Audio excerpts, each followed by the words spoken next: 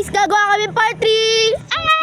Help me, I'm being forced to do this. So, ako yung gaganon sa ilaw, tapos siya muna.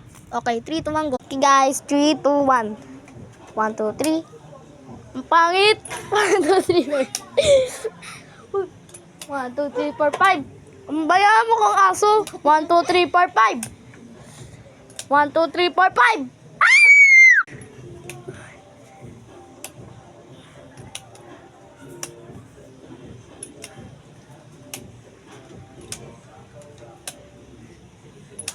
Creepy mo.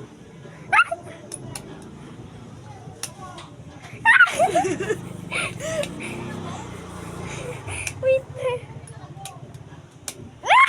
Nahawakan mo na ako.